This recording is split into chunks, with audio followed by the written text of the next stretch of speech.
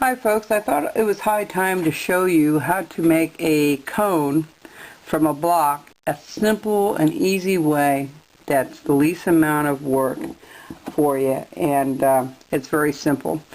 What you want to determine is how big you want the top to be. Some of my projects are thinner than others, and the size that you need to start the project. Once you have that figured out and you have your block, many of you remember me doing this thing of measuring with your finger and putting it across and using your finger as a slide to go up and down when you're marking stuff off on your carving. Here's a little trick. I determine how big I want that top to be, and I kind of determine by looking at it. This next project is also going to be a cone project. I already have it in my head what I want to do. It's whether I can actually do it out of the cone. I think that I can. And I'm doing this now after the Obama project I just did. But what you want to do is you want to take your finger and just determine how wide you want to go and make a mark. And hold your finger exactly the same and do the next side. And then do the following side. And do all four sides, and see we have a square right in the middle.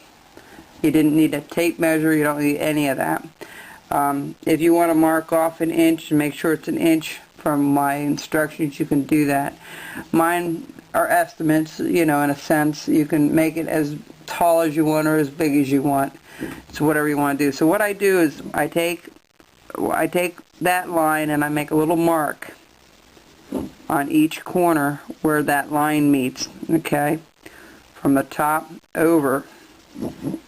Alright. I'll tell you how to cut it out too, so it's simple for you.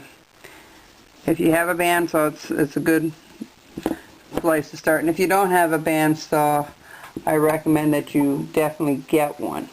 Okay, let me see if I can find, I don't have a ruler here with me. I should, but I'm going to take, this was kind of something I was drawing. So what you want to do is take it to the corner, find a straight edge somewhere, another block of wood or whatever you're doing, and that little mark that you have up there to where you're down to this, that needs to go over just a tad.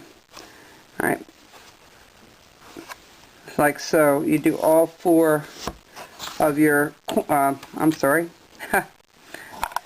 I messed up on that. I should have gone over a little further. Okay, I didn't see that. I thought I had it there.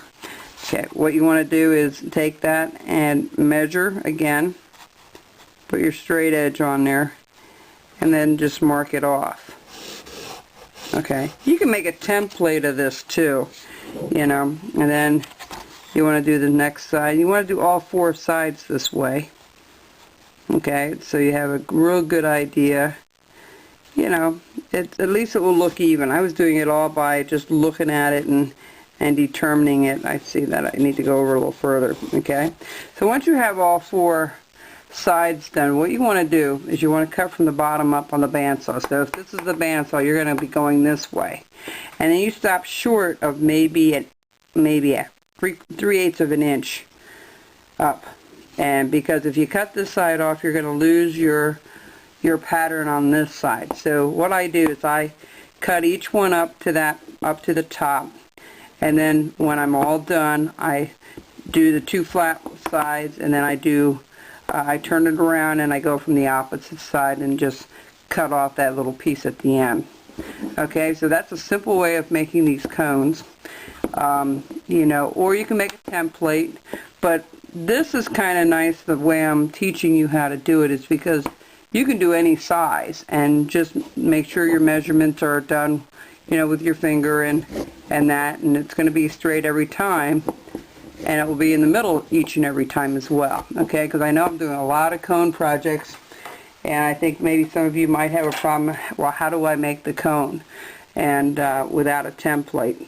And this is one way of doing it. Okay, folks, I hope that helped you out. We're going to start on another project very soon, probably tomorrow, and I'm just having a good time.